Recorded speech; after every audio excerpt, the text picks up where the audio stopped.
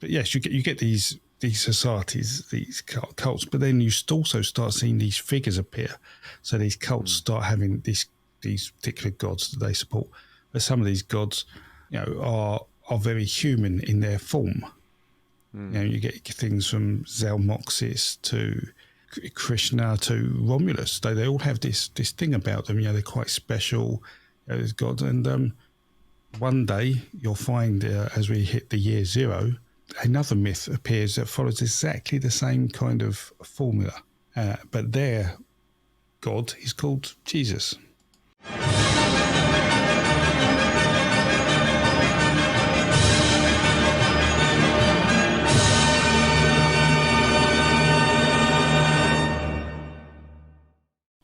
Good evening, John. How are you doing? Oh, I'm doing very well, Simon. Pleasure to be back. Excellent. Right, part 3 of the tree then on the European branch. I was hoping today we could talk about the Indo-Europeans, especially the Greco-Roman side of Indo-European mythology.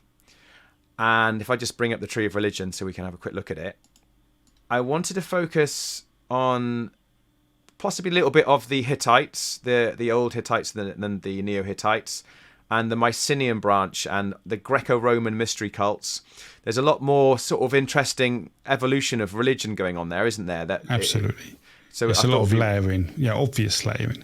Yeah. So and that's because they kept records, so the records allow us to have some hint of what was going on before records began.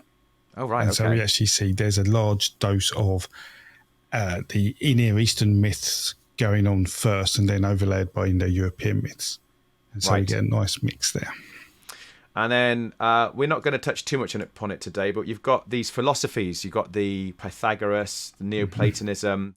But then, of course, Christianity comes in. So I've got the Middle Eastern branch then really steps in to the European model of religion and starts to change the entire landscape. So I was hoping we could talk about how it was introduced into Europe and how it affected the Indo-European cultures and the pushback between the two, and how Christianity then flourished and to all intents and purposes started to stamp out the pagan traditions of the past. Okay. And then again, looking at the resurgence of neo-pagan movements in the 17th to 21st century. Mm-hmm. Okay. Do you think we can fit that in comfortably in an hour? No, but we'll do our best. Okay, so starting down here, let's get to the Greeks. So the Hittites and the Hittites. Anatolia. So yes. If we get, so for people who aren't overly familiar with good geography, the Mediterranean, we're concentrating on the north coast of that.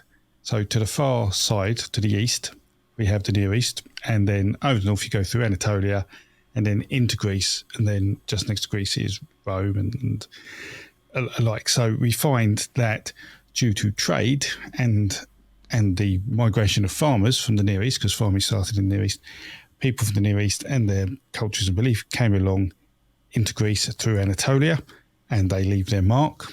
And then what happens is that the Indo-Europeans then come into Europe and push down into Greece and go down into islands, like into Crete and the like. We get Mycenaeans and Minoans, and they overlay the agricultural farming.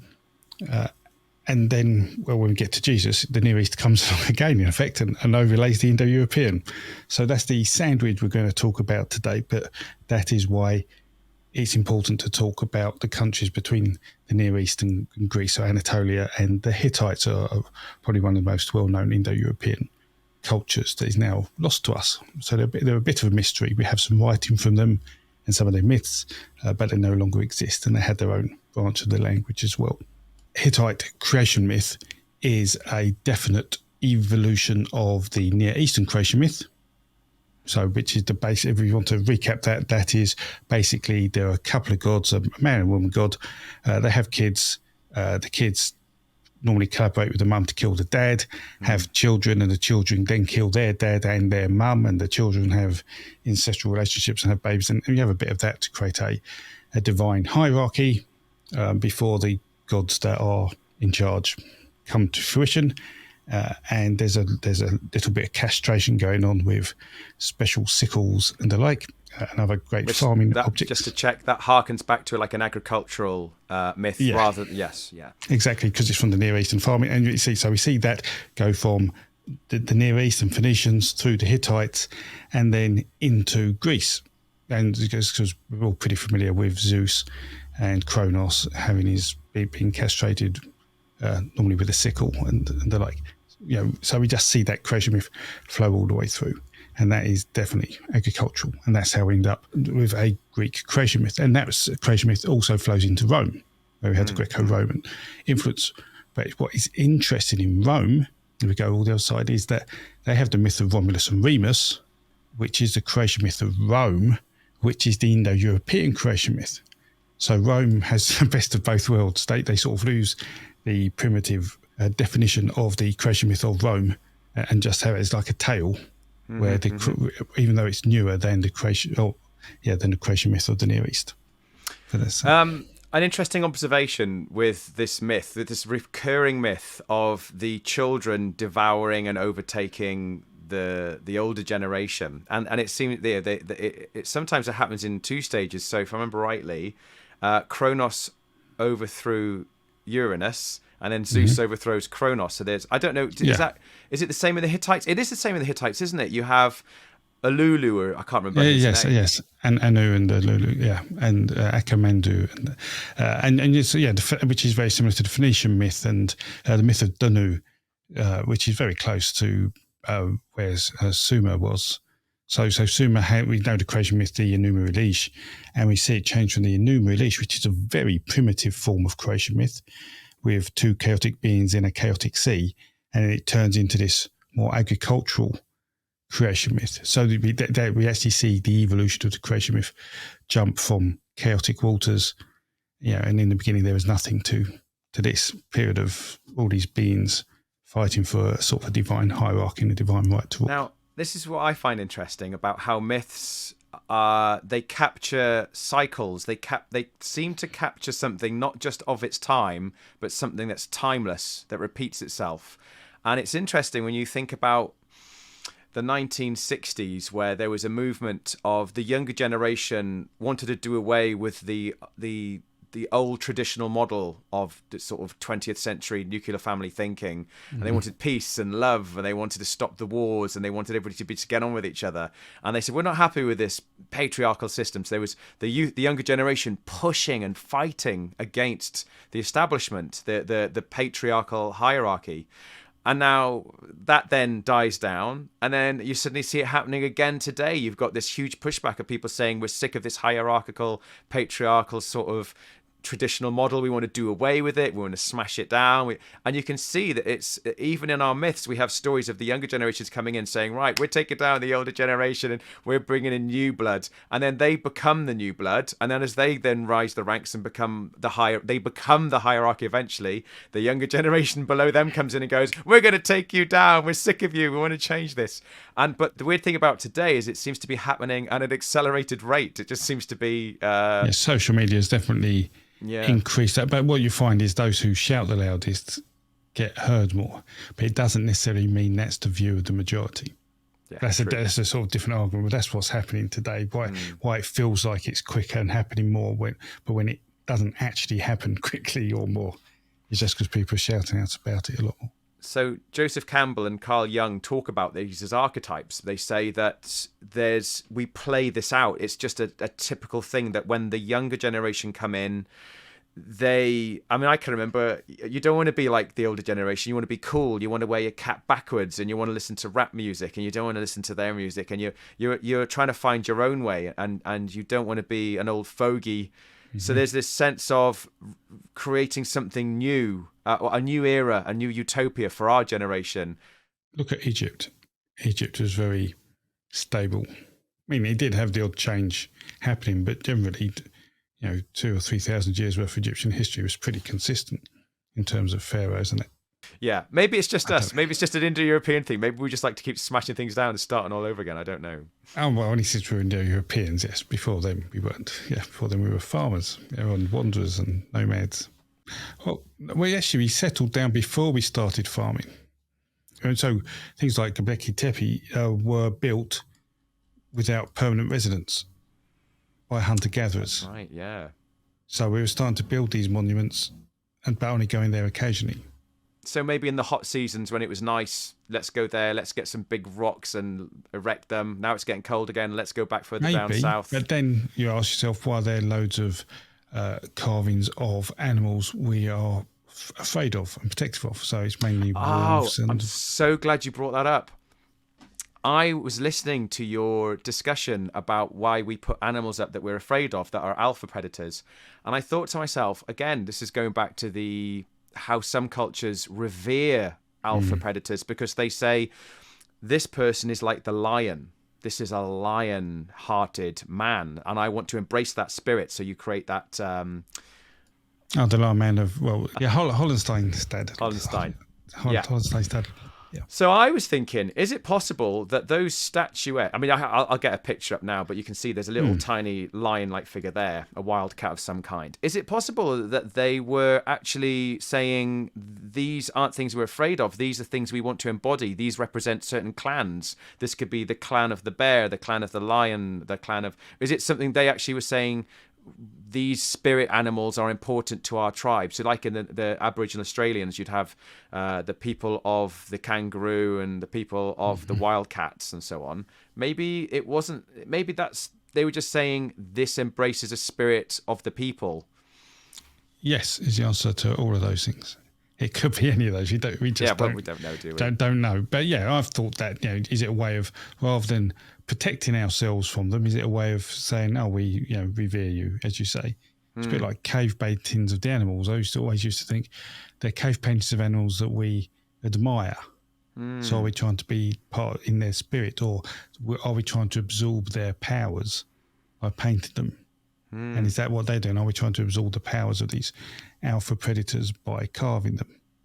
I wonder if this is a weird idea. I wonder if we actually, you never think about eating lions and eating bears, but I wonder if our ancestors ate them to get their spirit. Can you get ill? Yeah, so you don't eat carnivores. So the reason why you eat cloven animals is because they only eat grass. But if you eat an animal that eats meat, you get the diseases that meat had that the animal ate. So if you eat a bear, for example, you'll probably get parasites in your blood and die of some parasitic disease. Well, that's something I didn't know. There we are then. Don't eat the alpha predators. Eat cloven animals. That's why you tend to stick to animals that eat veg. If you eat animals that eat meat, it can be a problem for us because we can catch disease sort of as a third party to that. That's nothing you really think about, but of course, don't eat carnivores. Mm-hmm. Plus also your chances are you'll get eaten by dinner. Before you manage to have it. Yes. Okay, so going back up here again to this. So that was the Hittites. So I was sort of saying, the Hittites and Mycenaeans. So we're talking about, again, the Mediterranean islands just outside Greece, and cultures growing up. And we're seeing agricultural influence in Mycenaeans and some Indo-European influence. We start seeing the shaping of pantheons coming up, and the Olympians will eventually be created, but not all of them. I think Aphrodite wasn't an Olympian at the time the Mycenaeans went into Greece. I believe she came via probably Anatolia separately. As that's right. Yes, I saw her in Cyprus before she kind of came to the Phoenicians. So we're pretty confident the Phoenicians brought over, like they brought over some of the creation myth to Greece. And what would you expect of an island somewhere between the Near East and Greece? Acting as a stepping stone. What it just shows is that there was good sea trade, good communication between the cultures, and it was just a stepping stone between those, and that's why it has that mix. Okay, so a question I had for you. We're very clear on the kind of myths we had in the prehistoric era. We're very clear on the nature-based myths that we had from the agricultural era. Neolithic farming, cycles, the dying, rising god, and so on. Dragons, things like that. Yeah. Yes. What distinctly makes the Indo-European myths different to the agricultural ones? What stands out that makes us go, that's quite unique, that's not been around before, they've now presented us something new here in the mythical landscape? What did the Indo-Europeans and the Middle Eastern people give us? The one-word answer would be bovines. So basically they were pastoral farmers. So that rather than hang around making crops, they just got their food from animals and cows. So very much carnivores.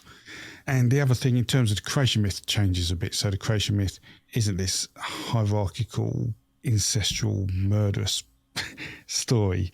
It is a sacrificial story, and sacrifice was really key in that. And that's quite important when we come to talk about some of the other things.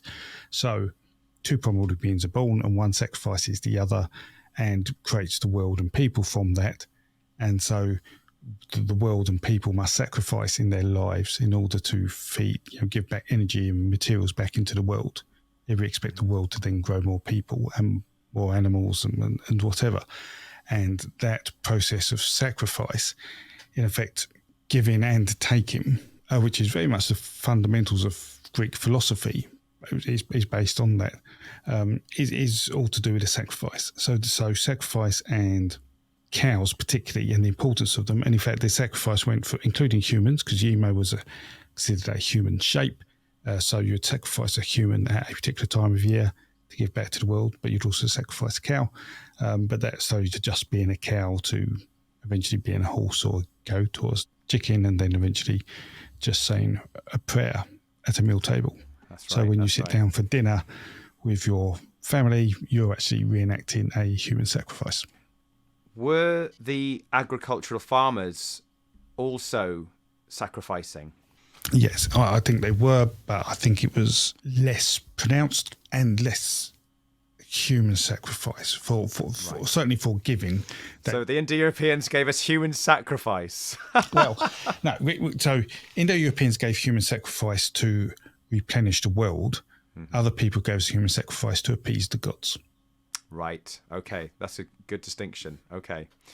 Anything else? Because we've got the wheel, we've got warfare starting to emerge. Did we get... technologies came along. So the reason the Indo-Europeans came so successful, there are a number of reasons. One, they worked out you could put a wheel on a cart and then travel a long way, which helps with your pastorally farming, because you can take your cows further away.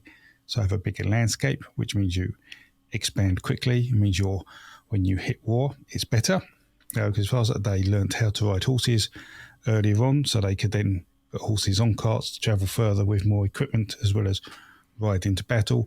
But they also expanded just as men, so that when they went into Europe, they were already a band of warriors in effect, and then could quite easily battle agricultural farming towns and settlements and take them over and take their women. And they had the plague, because they hang around animals so much, which the Near Eastern and Neolithic farmers didn't have, and so they brought that into Europe and wiped out a good chunk of the European farmers early on, which made dispersion into Europe easier as well. So yes, they brought, they were quite lucky, really. I guess you could argue in terms of having that technology, doing the right kind of farming, being patriarchal, and carrying disease. It just was a win-win-win as they walked into Europe. Apart from the fact that Europe itself, the landscape wasn't the steppe, so there was loads of trees, and it took them 1,000 years or so to work out how to cut down trees to use it as pastoral farming. Did they cut down those trees? They cut down so many trees, if I'm not mistaken, they actually avoided us moving into another ice age. Is that right? Am I overreading that? I don't know about that, but also it wasn't just Indo-Europeans. Don't get me wrong. The farmers from the Near East came to Europe and was like, what are these trees doing here? We don't need trees. And it took them 1,000 years to work out how to cut down trees and build buildings from trees to be able to farm. So both those societies went through that. Fascinating. Right. So this is interesting now, because we've pretty much explored the Indo-European myths. We know what they were bringing to the table. We know their culture, where they were patriarchal. They did human and animal sacrifice. They were into bovine myths. Then things start changing. This gets interesting now. We're moving into, if I just bring up the tree again, we start to see changes taking place where mystery cults start to appear. Now, what makes the mystery cults different to the Grecian polytheism that came before it? Why are things changing, and what is this new cult doing that's different to what came before it? So think of cults as boys' clubs in a way.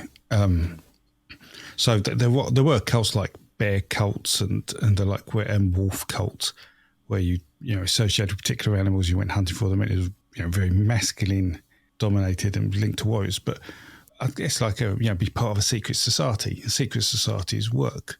It creates a sort of an evangelical type unit within a hierarchical society where everybody could feel the same. But then you'll actually find hierarchy gets built within that society. So even if you want to have the most level playing field in a community, the laws of the universe almost state that hierarchy will appear. So, and I think what we're finding is that people weren't part of where they thought they should be in a religious community, and so create their own version of that. And there were plenty of gods to go around and plenty of things to create. And so, yes, it's like a secret society. Everybody wants to belong to something.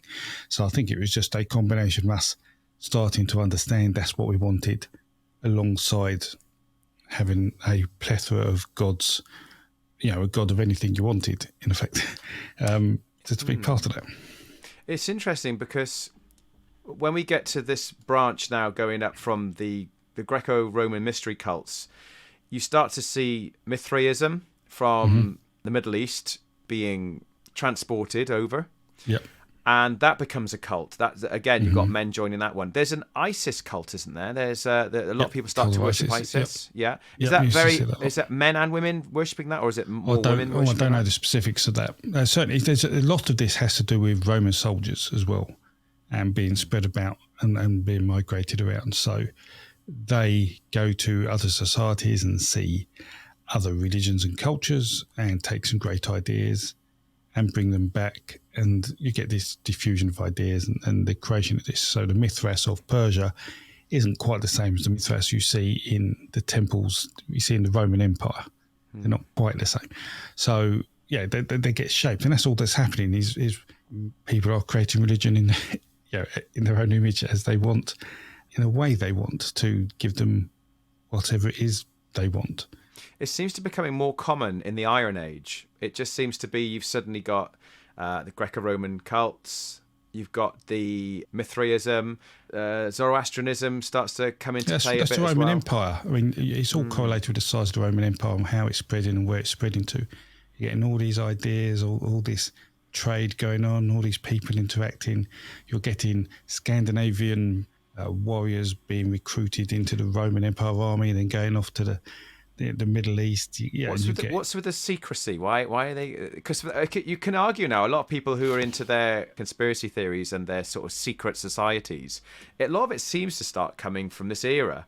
And they're being very secretive, aren't they? We're going to worship Mithras around the corner. Or don't tell the other boys. You got to go, and you got to go from. If I'm not mistaken, some of the rites of passage are pretty severe. It's not an easy thing to get into. Yeah, there was a level. It's like think of masonry today, or the myth of masonry. It's all that, but it's like humans like that sort of thing. You want to be part of a society, and you want to have that.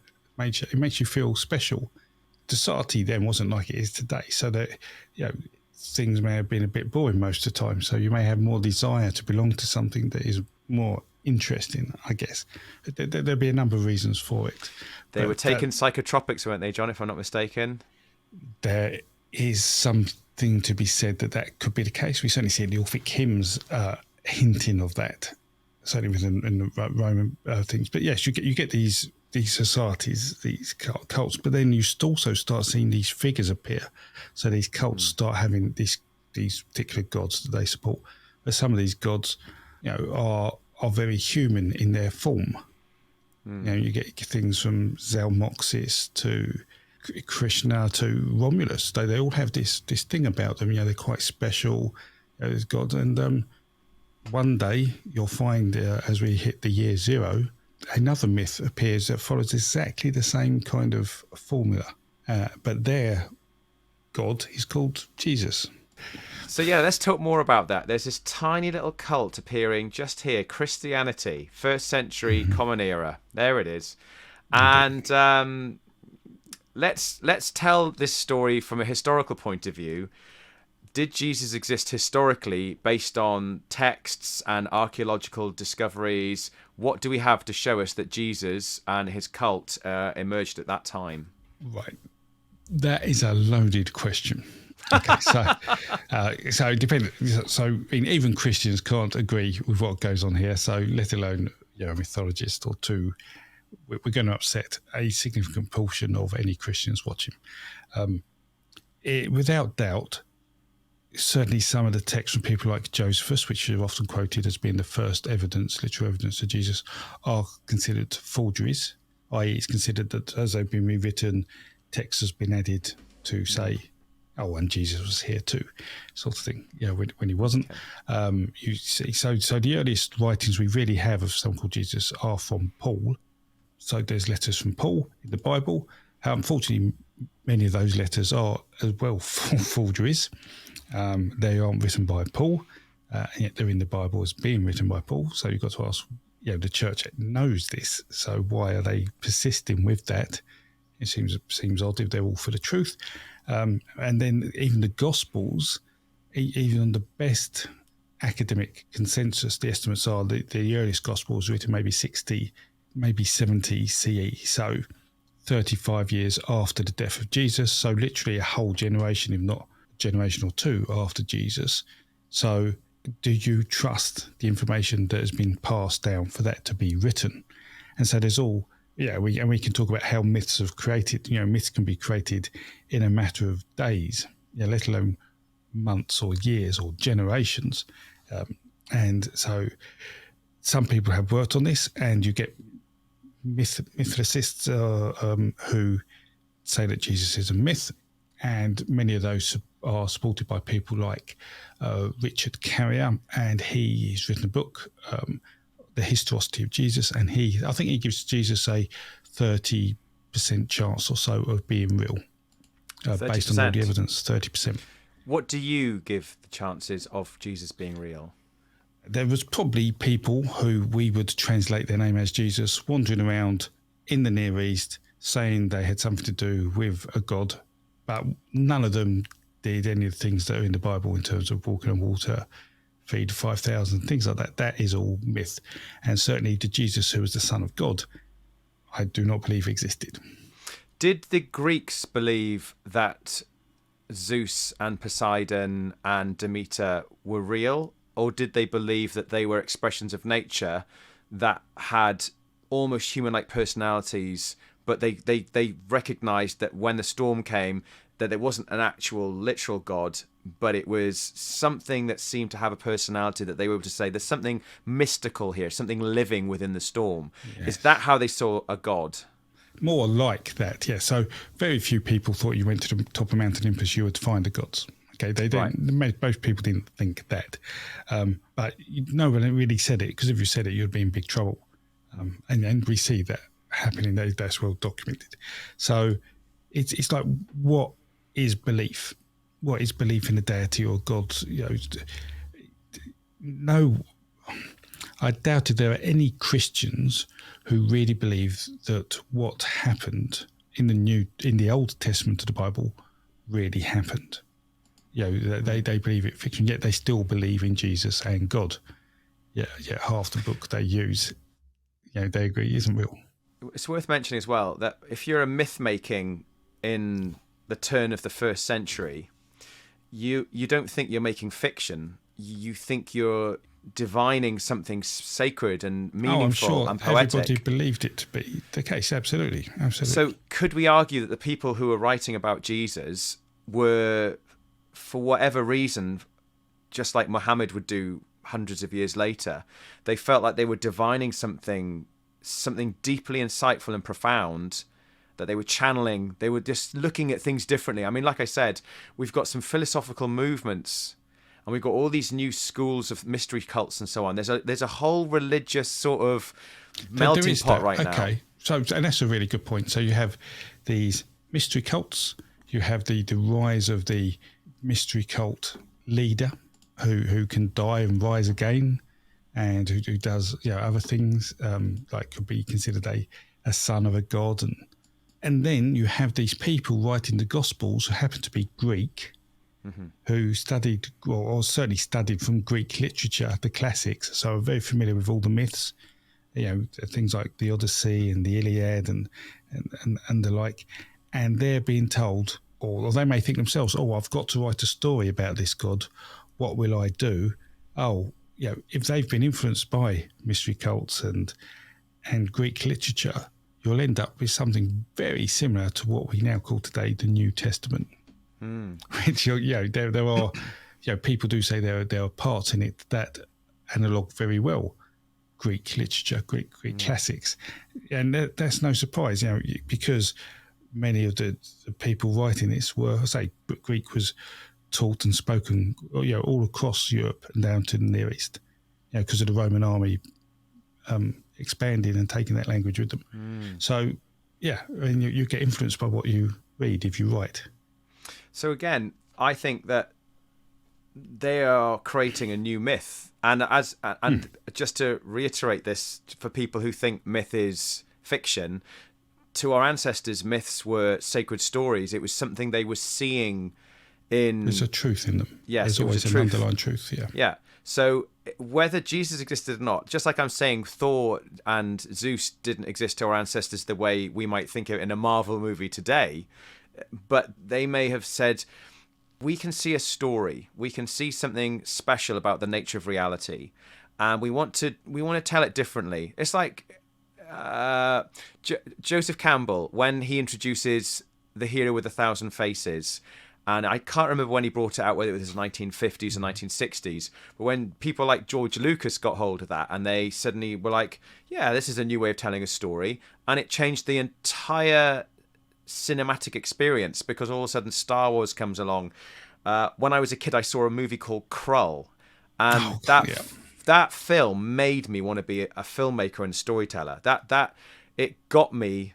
The works of Joseph Campbell, the translated through these modern storytellers, I was like, this is amazing. This is so great. I mean, it was nothing like, I'd seen the Ten Commandments, I'd seen, other films and from the 1950s and 60s, and they were good, but the 80s suddenly brought in this whole new era of filmmaking, and it's almost as if that's what our ancestors are doing in the turn of the century. They were going, it was like, we've got this new formula, this new insight, this new way of thinking, we've got new philosophers coming in like Pythagoras and Aristotle and Plato, and they're changing the psychological landscape, and all of a sudden these new religions are coming along. But they're not new myths, they're just old myths reformed, because like all the dragon myths are the same, all the flood myths are the same, all the hero journey types myths, the warrior killing the dragon and rescuing the animals, you see them all in Greek literature too.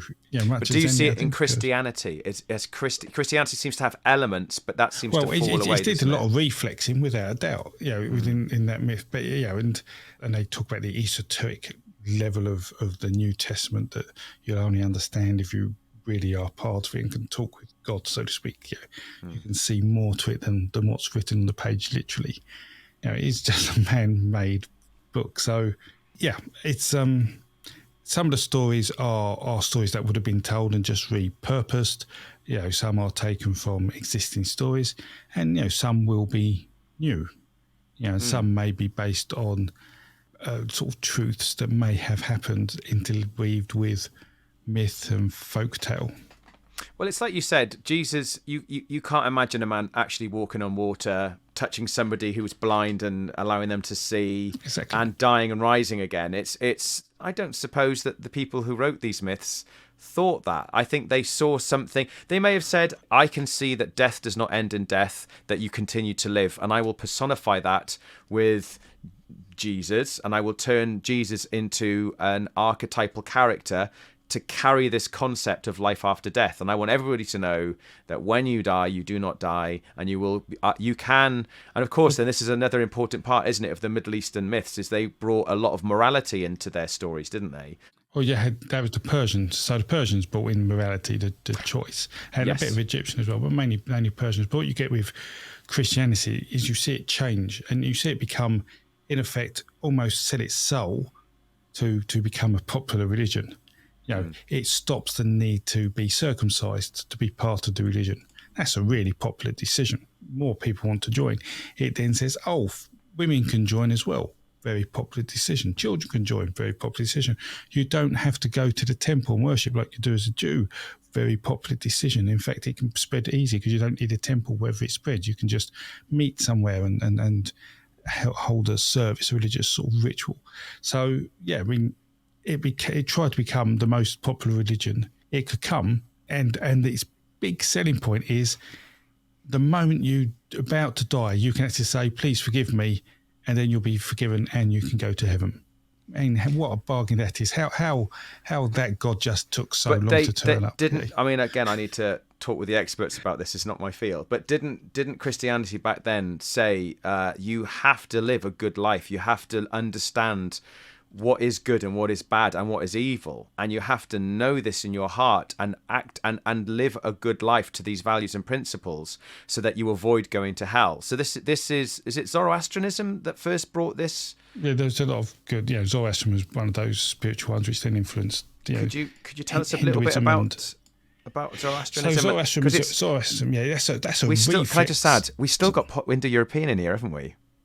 Indo-European to Zoroastrianism, yes, yeah. Absolutely. So Zoroastrianism is a reflex to the Indo-European polytheism, and we see that because some of the gods of the Persian or Iranian polytheistic pantheons become demons within Zoroastrianism, and we actually see sort of elements of the Indo-European myth in terms of the twins. So Gaomart, which is a figure in the Zoroastrian text that actually is etymologically linked to Yemo.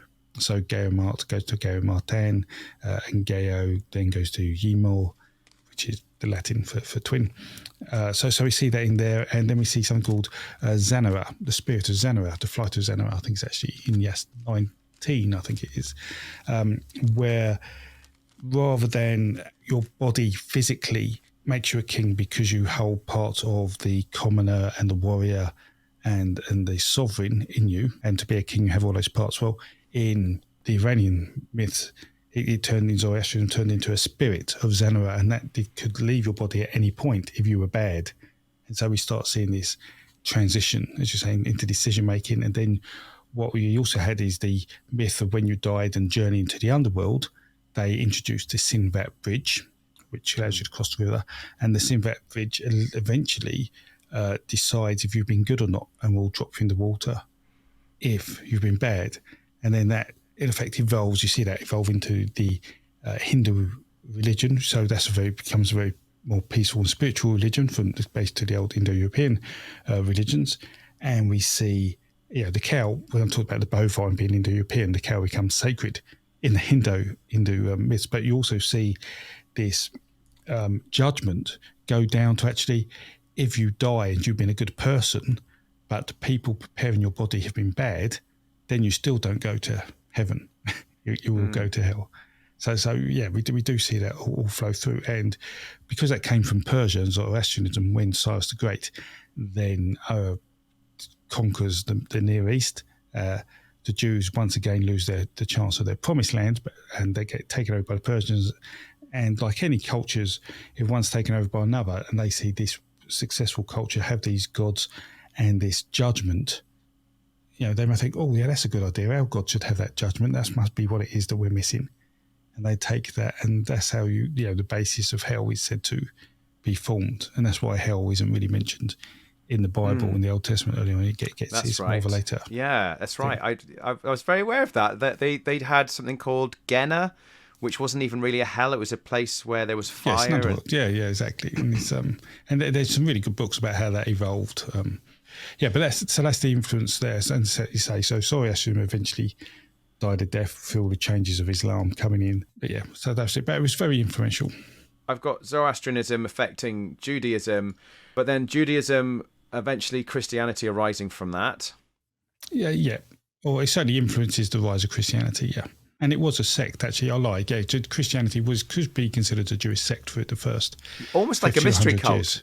Would you say? It's based on a mystery cult and this person who's running it. That's exactly what it is before it goes to Rome. And they decide, actually, this sounds like a good religion. We're going to keep this. But it's interesting because whereas the other ones were very secretive, like an old boys network and an old girls network, they may have had Hecate. The women had we've got our Hecate, and the men were we've got our Mithras. But this Jesus cult comes along and goes, all inclusive, everybody in, children, men, women, and rich people, anybody. If it wasn't for that, we'd probably be all worshipping Mithras right now. Yeah, I think you might be right, yeah. So in the terms of survival of the fittest, this story comes along and Some believe it literally happened. Some believe it is metaphorical. But this story comes along and it changes the entire landscape now, because it's going to move over. It's going to travel over into it goes to Rome, yes, Yeah. and that's where it changes. So basically, one of the tutors of the Roman Emperor was a Christian, or had Christian beliefs. He taught the emperor, and the emperor converted on his deathbed, and his son continued, I think it was his son, continued believing in Christianity, and Christianity then got a good, strong foothold in Rome. And then when the Roman Empire collapsed, or sort of collapsed, the power transferred to the Roman Catholic Church. And so the Roman Catholic Church had all this power over this region, that influence, because it knew all the contacts. And that's how it became established so quickly. I'll be talking to other people about the Christian faith and about the beliefs of it. Mm-hmm. What I'm interested in now is we have Indo-Europeans living throughout all of Europe, the Celts, the Slavs, the Greeks, the Romans, and they are very familiar with the thunder gods and the sea gods and the fertility goddesses and so on. Now this monotheism is coming into play. So we've got our first major monotheistic religion that's really starting to take root. What historically was that tension like? How did it play out? And you're about to literally explain this to me, if you can, in 5 or 10 minutes, of how Christianity played out as it started to come in waves throughout Europe. How did the polytheistic and monotheistic traditions clash with each other? Okay, so part of it came with the Roman Empire and then the Roman Catholic Church, wanting to influence things, and because the Roman Catholic Church became rich because of the size and could afford, and back then the church was aligned with armies, so it could have its own army and fight and have riches. It could go to people and say, well, if you convert to Christianity and then pay us a tithe or an amount of money, we can give you some money and some armies now to take over your land. Just promise to build some churches. And so that's a business model. So, if a king wants to be king, wanted to rule a land, he could go, I'm going to make this land Christian if you support me. And they go, okay, here's some money, here's some armies, and off you go, and lands get converted. And so this basically starts in Ireland, because there isn't much sort of pushback against that. So we see Ireland converted quite early. Is that Patrick? St. Patrick doing that? Sort of, yeah. The myths you hear about him and driving snakes off Ireland being representative pagans isn't true. It's nonsense. But yeah, you get that change. And then England was next, but then England actually converted back when the Romans left. So back to paganism. Paganism for a couple of 100 years for going again. And that was good for people who want to understand paganism today, because that just allowed us to have a little bit more in the history books than we would have otherwise had. But then and France was a big one as well. So France converted quite quickly, and then it was just pushed around. Spain at the time, there was I don't know the whole history of Spain, whether it went to Christianity then Islam, or whether it went from paganism straight to Islam, I don't know, but certainly France. And then it was just a question of converting other countries from Germany, then Scandinavia. How violent was the transition? Was it at times there was genocide. Really? Yeah. Can you give examples of certain periods and certain? Well, the French Charlemagne. Yeah. So if you don't convert, we'll kill you. So so this is where it gets interesting. Christianity, you've got this love and peace and all-inclusiveness, and when it came out originally, and Charlemagne's coming along and he's going, convert or die. Yeah. And these people were like, they didn't seem to want to let go of their beliefs because it was dear to them by the sound of it. If you're going to fight But it wasn't back, just convert or die. It is, I'm taking over your land, convert or die. Oh, wow.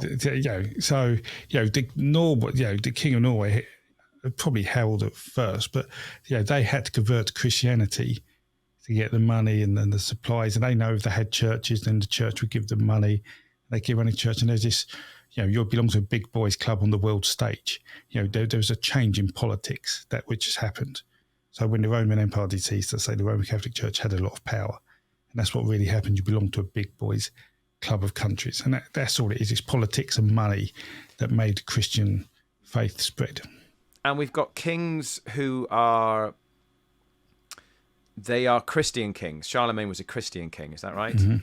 Yes. So he was ordained according to the church to lead the country under the providence of God and Roman Catholic Christian Church. traditions. Yeah. So when they were taking land from people, were they actually saying, we are claiming this as Christian land?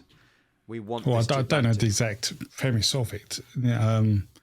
But if that's something they need to do, they would. I mean, because what you saw is that when they took over lands, they got rid of the pagan places of worship, normally burnt them down, and often built Christian churches on them. On them, yes. Yeah. And that's why you find churches on top of hills, because that's where the pagans would have had things, or by springs, or by rivers. Could you see that? Yeah, absolutely. Isn't it? So, do we know whether a lot of people just?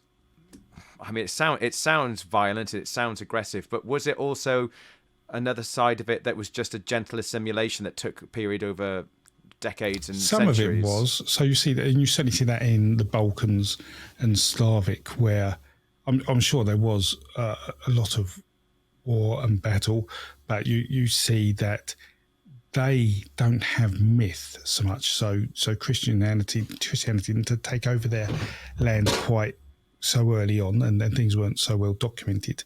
I think some places were still practicing paganism in the 1200s or 1300s, as they said, but it wasn't overly documented. So what you find is that when the Christians came along, it's a harder job to convert them with the stories, because they say, oh, this is how the world happened, how the world was made. And they say, well, no, this is our story of how the world was made. And so you actually see now in folk tale, as opposed to myth, Christianized versions of the stories of creation. So one of the earliest creation myths we know as mythologists is the earth diver myth, with a bird diving down into water to get mud, bring the mud up, and it turns into land. Well, in the Baltic countries, we see that, but it's the god and the devil, and so they're brothers. And God tells the devil, dive down to the bottom of the sea and say, in my name, this mud is for God to create lands and come to the surface. And the devil goes down and says, oh no, this land is for me, the devil. And he swims up, and when he gets to the top, there's no mud left in his hand, it's all fallen out. And it goes through this process, and eventually, he says God's name, and land appears, and him and God fall asleep on the land, and God says, oh, I'm going to bless this land, and it will grow. Wow. But when God's asleep at night, the devil tries to push God into the water. But as he pushes God, he rolls the land flat and wider and longer. And so they create this story of God and the devil. But what you also then see is that the devil doesn't have the same role as the devil we normally stereotypically associate with the underworld. And what you see is that in these myths, the devil claims the sea as his, rather than the land which God has, and the heavens, and the sea is as close to the underworld as you should. Yes, they call it, in some cultures they call it the abyss, don't they? It's like a gateway into the underworld. And so what you find is that if the devil becomes that figure, perhaps God and devil are replacing Manu and Jimo of the Indo-European myths, which would have been around there somewhere. So you get this nice duality on folklore in these creation myths, and that still exists today. So that's just really interesting. I've got Tengriism with a very similar story you've just told. Erlich is like a devil figure, and just like you said, it almost plays out exactly the same way you've just told that story. And I don't know how old that story is, but it seems that Christianity, as it was spreading out, that the certain characters became demonic or devil-like. Yeah, we get white gods and black gods come up and things like that, like Chernobog. Yes, that's what I was thinking of. Belobog and Chernobog. Belobog, yeah. You know the Walt Disney movie Fantasia? Mm-hmm. Do you remember the giant demonic mountain god? Yes. I think it's Chernobog, isn't it? Isn't it the black god? Is it meant to be Chernobog? I don't know. Yeah. I think it is. I'll double check on that and I'll show people a picture. But brilliant, the number of Slavic people say, oh no, that's a made-up Christian god. Yes, that's right. Yeah, I've heard that. I would to the fact that it probably isn't. It's just a renaming of an existing god. I need you to jolt my memory a bit here, John. There's a character in Gnosticism. Interestingly, I think this character isn't exclusive to Gnosticism, but in the Gnostic tradition, which, by the way, if I bring the tree up just to show people, Gnosticism is an offshoot of Christianity, isn't it? Yep. Here they are. it's a dualistic tradition, but came straight out of Christianity. But they kind of reversed it a lot, didn't they? So they had a character who created the world, just like you were saying in that Earth Diver myth, but he wasn't the true God. So the world he created was corrupted. Do you know the story I'm talking about? I'm not aware of that story. There's a name for that character. A demiurge, right? Here we go. Okay. So yes. Because you get the demiurges in the Eastern European creation myths as well. Yes. That's what they are in effect. Yeah. So the demiurge in Gnosticism is basically this godlike being who considers himself to be the one and true God. He created the physical world, but he wasn't truly spirit. He wasn't of the ether, the higher realm. So he was considered to be more of a demonic character. And in Gnosticism, I believe the true God is a more heavenly being, and there's a tension between the two. But it's interesting when you told me that creation myth that the devil was the one that creates the land, and he takes it for himself. And you can see a sort of similarity there, a cognate between those two. The devil does all the work actually in these creation myths, and God hardly does anything. He just sits back and commands things. Cheeky God, to getting them somebody else to do all your work for you. Indeed. Right. Okay. So. Going back to the European branch here, one thing I wanted to ask you about is: did the pagan gods really disappear? Were they crushed? Were they crushed out of existence, or did they still manage to make it? So we do see things like the days of the week are named after pagan gods. You see, so in Britain, or certainly in England, we do occasionally still use the term Frigg. Something's frigging bad. Frigg. Yeah. Frigg is like female goddess sex. You still get tales told about Odin's woods and Woden's way and all sorts. So yeah, there are bits, but much of the folktale has been lost because of it's certainly in Western Europe. In Eastern Europe, there's still elements of it in the countryside, in the rural areas. There's still much superstition and folktale that links to this, but I can give it a generation or two, and I'm pretty sure they'll be gone. What about the saints? Because we've got Saint Brigid from Ireland, who is a Irish goddess, from what I can understand, and she's now become a saint. Yeah, the saints are weird. The church sort of makes up what's a saint or not, depending on what who's popular at the time. And then the conditions they have to go through. Saint Peter walked with God when the earth was being created in some tales. So wasn't it St. John the Baptist? It was his murder that created midsummer, or really? the midsummer tradition. So we might have a pagan story behind that. Is that? There's a pagan story. So the pagan story of there's a few, okay. But the main one is around the solar god, the sun god, wanting to chase the moon and marry the moon goddess, and so every year he manages to catch her, and that's why there's no moon on the summer solstice, because the sun god is abducted her. That's a Inuit myth as well. The Inuits have that one. Mm-hmm. And of course the Norse, you've got the wolves chasing the moon and the sun as exactly. well. So it's all linked to that. So yeah, there was all sorts of links on that. So yeah, paganism didn't quite go away, but the trouble is we've lost, like many things, many of the rituals and the songs, and song and dance were absolutely key to these rituals. And it frustrates me seeing some of these reconstructions nowadays of what some people call pagan or heathen. To me, I call them traditional religions, because they just missed the point. They missed the point about sacrifice. Because you can't reenact it and sacrifice a human anymore. That isn't accepted. Wait, are you advocating that if they were going to be true modern revival pagan traditions, they need to bring back human sacrifice? If you believe in Manu and Nemo creating the world, and Nemo was sacrificed, then what? Either you are or you're not. It's really tough for me, because I can see how Christians feel in a way. Is that I don't believe there are physical gods or anything, but I'd like to believe the traditional values and some of the cultural values of these older cultures, those traditional things, because they're from a time when the world wasn't complicated, and so their true value must be more in touch with what it's like to be a human. To me, that's how I sort of feel about it. So it's really hard for me to say I like the idea of the cosmogenic cycle of Yemo creates the world, and then the world is used and then creates humans, and then they're born, and then when they die they go back to the world, is how I think of it, in a recycling process. But obviously many Indo-European cultures push the cycle forward through sacrifice, and that just isn't so isn't accepted today, and rightly so.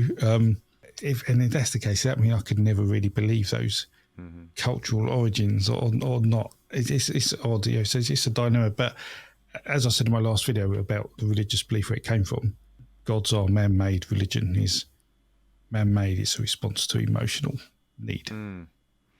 Okay, before we leave the saints, I just want to quickly dig a bit deeper.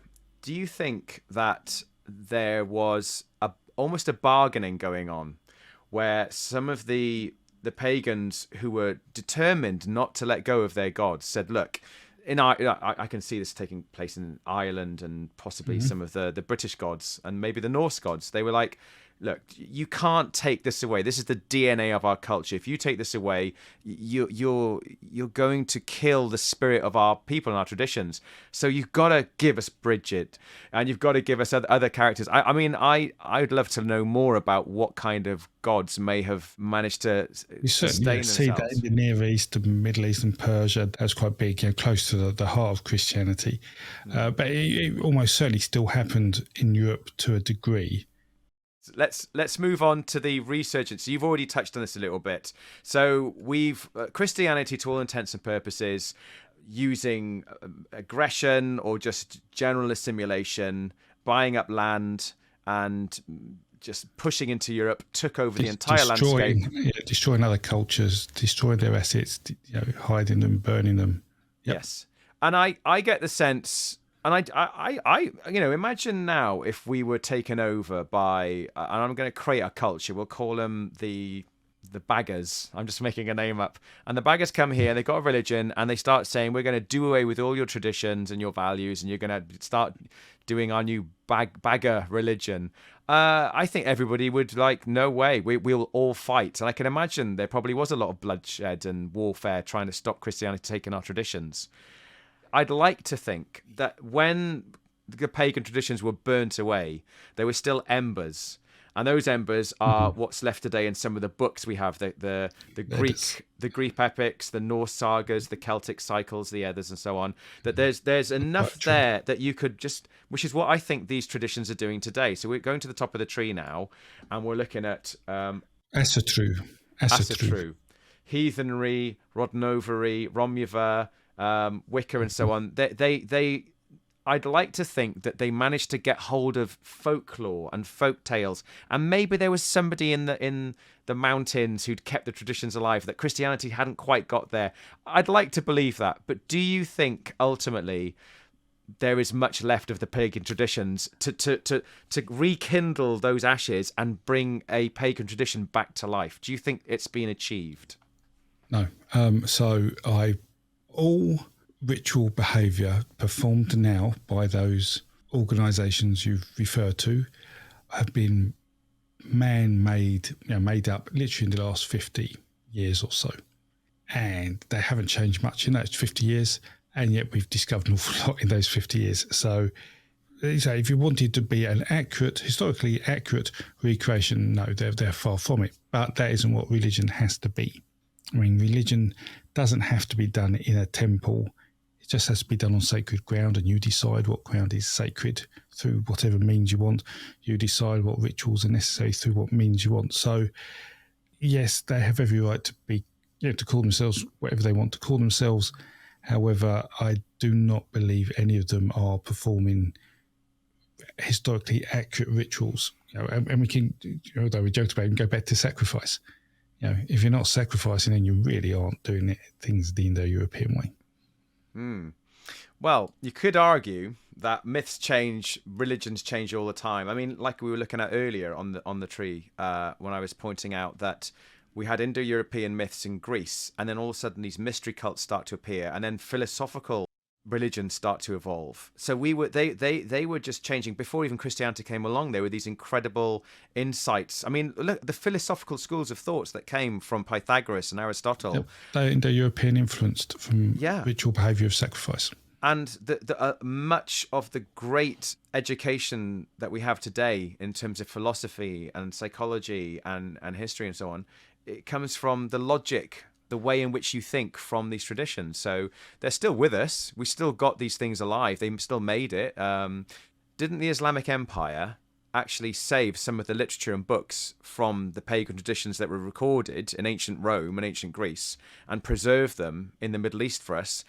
So after we had a bit of a collapse and the Roman Empire collapsed and we had what we call a dark age, but during that period, didn't the Islamic community have a lot of the literature? And the from that Byzantine literature, Church did. So the Byzantine Church then was pretty much erased, but that contained a lot of literature. And then we got literature written from that literature. So I don't know exactly what was maintained and what wasn't. But we do, but there was some there that was necessary. But we also mustn't forget, Scandinavia was Indo-European, as early as Greece, if not earlier, in terms of some of the influences we see.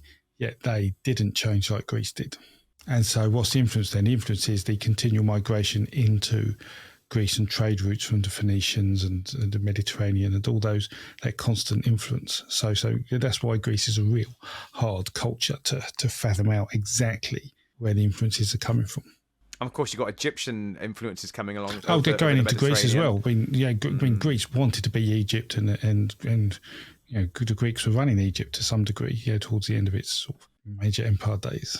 So my thoughts on these emerging traditions that have been around, I've got down here Neo-Druidism, 1772. So that was one of the first neo-pagan sort of movements going, let's bring back the old pagan ways. Well, it was so misunderstood there. See, that Druids did not go to Stonehenge.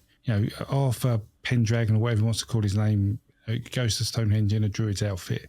No idea what's going on there. Do you know what, though? I'm going to say this poetically because I still think it's a beautiful thing. It's a beautiful thing poetically, somebody, yes. In the Renaissance of England, some people got together and said, I've read all about this literature of these Druids in these old sort of books that have been kept for us by the monks and the priests. And they may even have had folklore that was still around that would speak about it. Not just the books, but folklore may still have been around. Mm-hmm. And that little seed, that little ember, they said, I want to bring back these pagan traditions. And over tens of years, 100 years and so on, the history started giving them more and more, and they were able to build on it. And now I would say they have reconstructed as much as they can with what's available. And you could say that would be then the fire coming back. But we haven't got a bonfire yet. We are seeing before our very eyes religion being created because they have brought it back into existence. It's not as it was. And I don't think they should bring back, obviously, human sacrifice and animal sacrifice. I mean, maybe behind closed doors they do. You never know.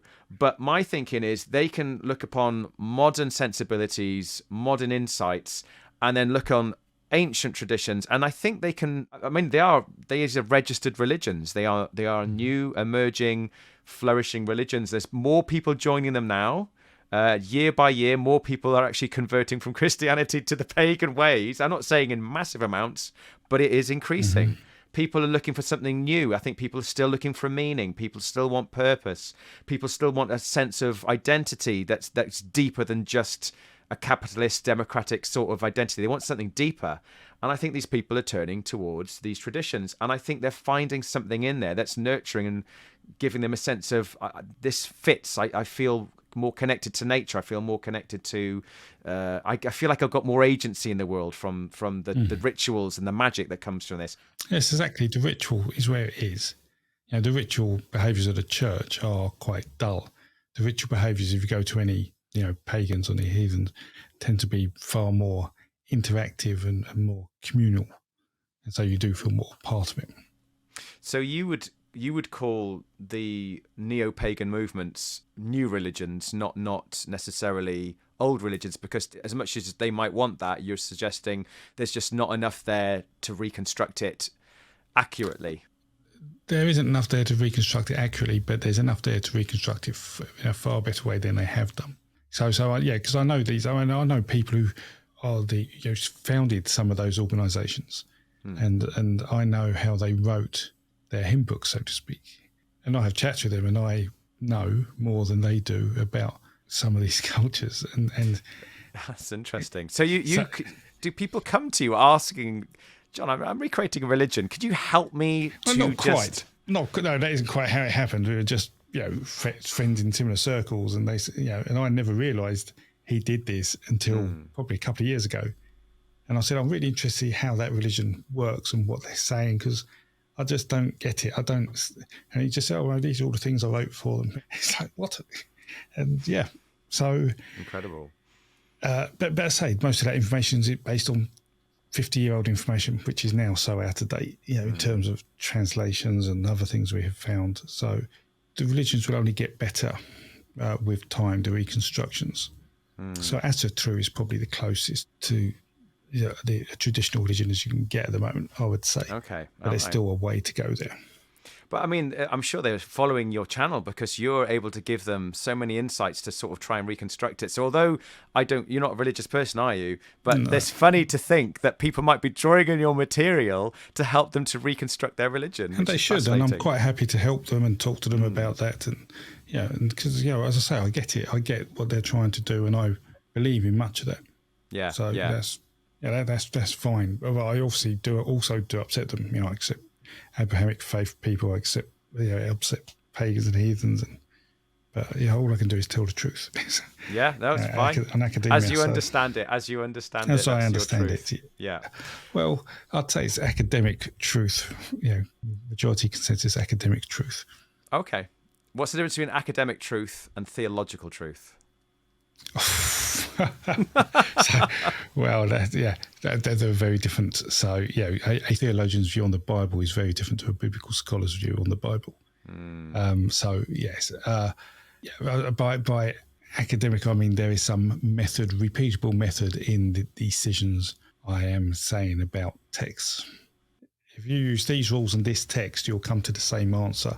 Whoever reads it, if you're a theologian, that isn't going to happen in a million years. And you're aware of the bias confirmation where they find things that match what they want to try and believe in. Exactly. You get a lot of that, Okay. I've got a lot of people I'd love to talk to, theologians. I'd love to speak to some people from these pagan traditions who've reconstructed it and to find out how they believe. Because, at the moment, this is a historical overview of the tree. But once I've finished the historical series, I'll be digging into what I call the leaves, the leaves of the religions, which could take 300 sessions, because I think there's about 300 religions on here now. It's huge. Let's have a quick let's zoom out from this tree so we can just see how big it is now. So we've just finished on the Indo-European roots, where there's been a resurgence of pagan traditions as best as they can, which good for them. But you can see as we zoom out, it's just a tiny little corner of the tree just there. And I have, there's hundreds, and this doesn't even get all of the world's religions. It's just gathering a majority of it, but there's lots of other smaller ones. But thank you very much, John. You've just helped me to reconstruct over 3 sessions a lovely historical overview of the European branch and how religion evolved over the last 40,000 years. It's been an absolute pleasure, Simon. I'm here to support you, and you're doing a great job. Thank you very much. I appreciate it. And I might be asking you back on again later on to talk about some of the Indo-European influences on the Middle Eastern, the Hindu, and the Siberian branch, depending on what level you think you can invest into that, because I think there's more to mine in that area. I think that'll be very absolutely, yeah. I'll say always a pleasure to come back and talk to you on anything. Well, thank you very much, John. It's been a pleasure, and I shall catch you again soon. And thank you so much for helping me on this branch, and it's been fascinating. So I really appreciate it, and I will catch you in the coming weeks. Okay, take care, Simon. Take care, John. Ciao for now. Bye. Bye-bye.